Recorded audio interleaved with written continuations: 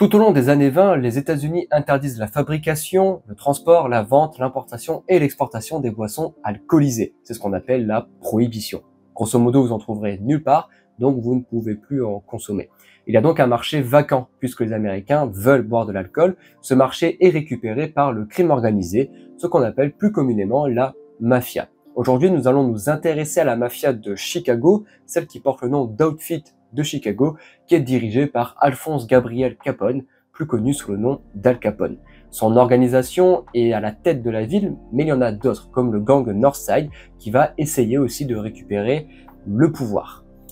Al Capone et son organisation vont donc utiliser des stratégies parfois sanglantes pour garder le contrôle. C'est ce que nous allons voir dans cette vidéo, alors préparez-vous parce que nous allons voir les pires coups d'Al Capone.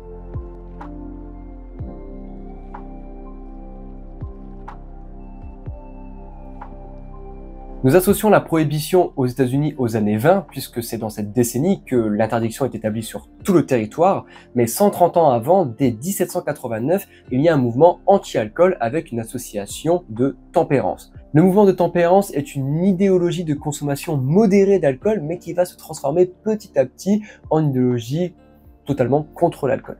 En 1826, la Société américaine de la tempérance est créée par Lyman Beecher et au bout de 10 ans d'existence, c'est 1,5 million de personnes qui ont fait la promesse de ne pas boire d'alcool. Il y a même des artistes qui soutiennent le mouvement, c'est le cas de Nathaniel Currier, un lithographe, qui nous explique la descente aux enfers de l'alcoolique en 9 étapes. Étape numéro 1, c'est un premier verre avec un ami. L'étape numéro 2, un verre pour se maintenir au chaud. L'étape numéro 3, le verre de trop. On le connaît tous celui-là. Le numéro 4, c'est quand nous sommes bourrés et révoltés. L'étape numéro 5, c'est la phase la plus haute. Nous sommes en joyeuse compagnie et nous sommes un ivrogne confirmé. L'étape numéro 6, c'est la pauvreté et la maladie. L'étape numéro 7, c'est être abandonné par ses amis. L'étape numéro 8, c'est le désespoir et le crime. Puis l'étape numéro 9, la mort par suicide. Bon, effectivement, ça peut faire sourire vu comme ça, mais il y a quand même des choses réelles. La pauvreté par la consommation excessive de l'alcool, qui coûte assez cher, est souvent aussi liée à une perte de l'emploi. Alors, soit parce que la personne ne se présente plus, soit par démission volontaire. Mais on voit effectivement qu'une partie des gens qui sont en chômage ont en fait commencé à boire lorsqu'ils étaient en emploi, et c'est cette consommation d'alcool qui les a projetés malheureusement dans la perte d'emploi c'est un facteur de risque. C'est un facteur de risque de perte d'emploi. Absolument, absolument. La question des maladies est aussi également réelle. Est-ce que j'ai vraiment besoin de vous nommer toutes les maladies liées à l'alcool? Les alcooliques ont également un renfermement sur soi, ce qui cause la perte des proches. Bon, après, il extrapole un peu, hein. Certes, les alcooliques sont des désespérés, mais ce ne sont pas forcément tous des criminels. Tout comme le suicide qui n'est pas systématique, en 2015, en France, sur les 41 080 décès liés à l'alcool, 13% sont dus à des accidents ou à des suicides, le reste étant lié à des maladies. En 1851, l'État américain du Maine déclare déjà la prohibition. En 1855, il y a déjà 12 États qui ont rejoint ce mouvement.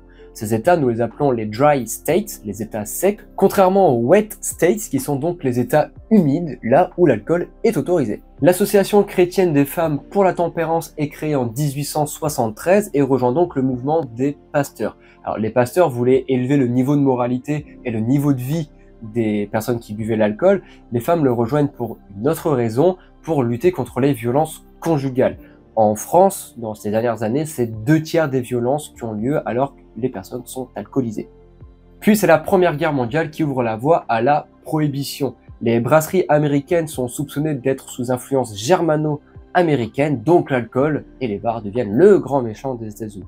Fin 1917, le 18e amendement, qui est contre l'alcool du coup, est proposé. Il sera adopté le 16 janvier 1919 avec le Volstead Act en complément, et ces lois entrent en vigueur un an plus tard, le 16 janvier 1920. C'est le début de la prohibition qui durera jusqu'en 1933.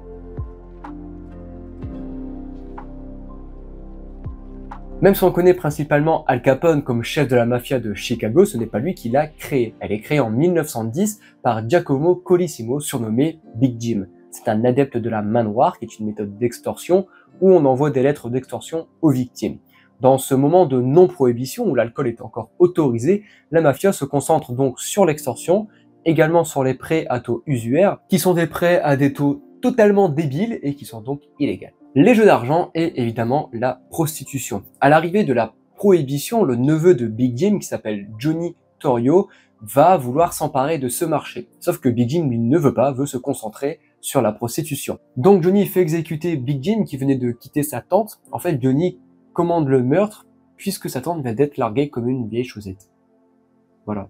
L'assassin, c'est Frankie Yale, membre du Five Points Gang, la mafia de New York, et qui est également le mentor de Capone. En effet, alors qu'il n'a que 18 ans, Al Capone est engagé au bar Harvard Inn, dirigé par Frankie Yale. À la mort de son père, en 1920, Capone est appelé par Torrio pour rejoindre l'Outfit, fraîchement dirigé par lui-même, à Chicago. Il commence comme rabatteur pour une maison close et en 1922, il devient le bras droit de Torrio jusqu'en 1925 où il va prendre les rênes de l'Outfit de Chicago car Torrio est reparti en Italie. Pour se maintenir au sommet, Capone va utiliser deux arguments de taille, la corruption et les menaces. Menaces qui peuvent se transformer du coup en assassinat après. Il y a une grosse affaire qui commence en 1923 puisque à Chicago c'est l'élection municipale et William Denver est élu, sauf qu'il est incorruptible. Il fait fermer 7000 bars clandestins quand même. Donc Capone et ses alliés vont vouloir se barrer de Chicago et vont fuir dans la ville à côté, la ville de Cicero, ville dans laquelle le maire est un poil plus laxiste. En fait, Joseph Klena, le maire, est tellement laxiste qu'en 1924, lors des élections municipales, il demande de l'aide à la mafia pour sécuriser son élection et en contrepartie l'immunité juridique pour la mafia. C'est du pain béni pour Capone qui prend cette mission à cœur et le jour de l'élection, le 1er avril 1924, c'est 200 hommes armés qui vont réaliser plusieurs missions. Alors il y a des missions d'agression, clairement, contre les adversaires politiques dans leur QG, contre des candidats à certains postes de la mairie, et une partie pour les électeurs. Les hommes armés se mettent à côté des urnes et demandent aux électeurs pour qui ils vont voter. S'ils vont voter pour Klena, eh bien très bien, allez-y. S'ils nomment l'adversaire politique, ils vont être menacés. Soit ils changent d'avis et ils peuvent voter, soit ils fuient, soit malheureusement certains vont périr lors de ces élections, soit par la gorge tranchée, soit vont être tués directement par balle. Et pour être sûr, des urnes vont être volées et les bulletins pour l'adversaire politique vont être détruits.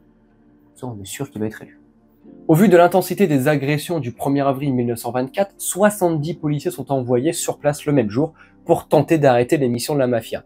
Une fusillade va éclater entre la mafia et les policiers, fusillade dans laquelle Frank Capone, le frère d'Al, va être tué.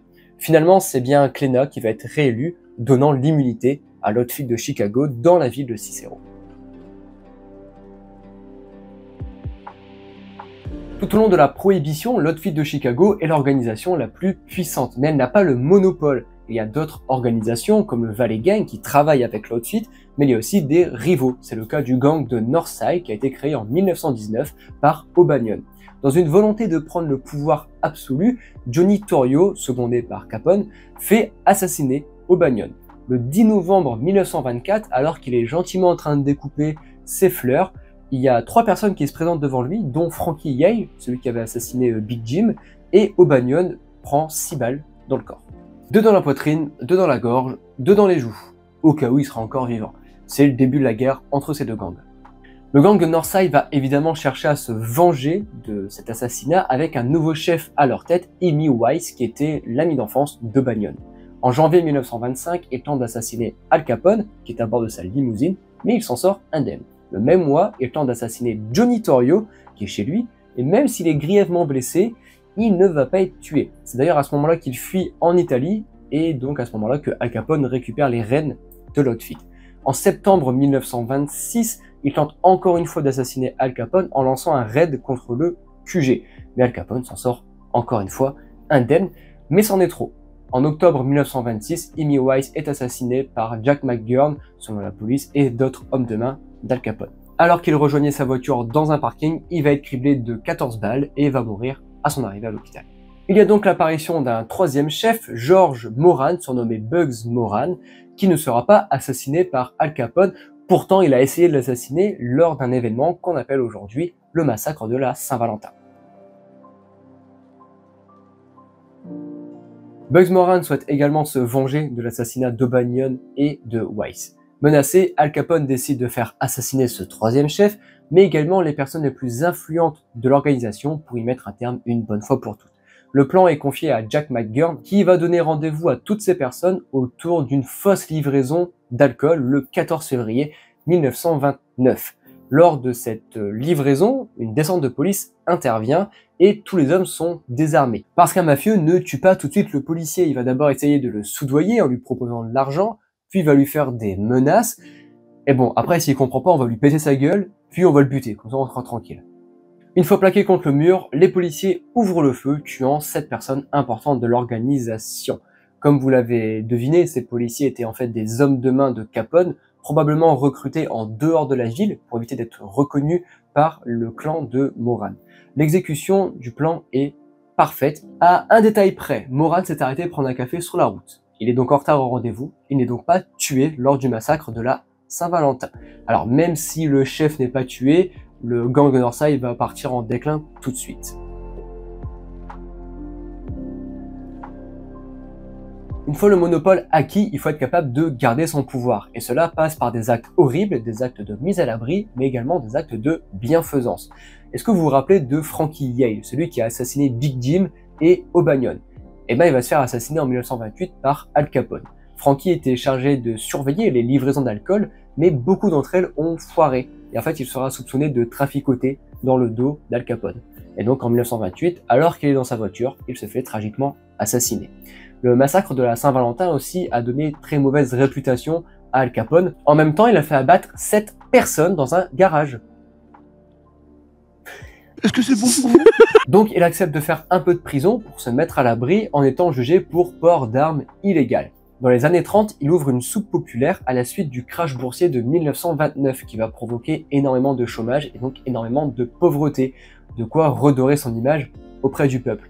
En même temps, il peut se permettre de nourrir plusieurs milliers de personnes puisque son business pèse 120 millions de dollars des années 20, ce qui serait équivalent à 2 milliards de dollars aujourd'hui. Alors sur les 120 millions de dollars, 30 millions sont déjà réservés à la corruption, à payer les différentes autorités. Mais quand même, on peut regarder le salaire des petits soldats qui sont payés environ 1000 dollars au mois, 2920, ce qui serait équivalent à 18 000 dollars actuels. Malgré les multiples assassinats commandités par Al Capone et réalisés du coup par l'autre fuite, il sera jugé pour fraude fiscale en 1931. Il prend 17 ans, la peine maximum, dont 11 ans ferme. Il est incarcéré dans la pire prison des États-Unis, la prison d'Alcatraz. Il est pourtant libéré 8 ans plus tard, en 1939. Il meurt en 1947 chez lui, à Miami.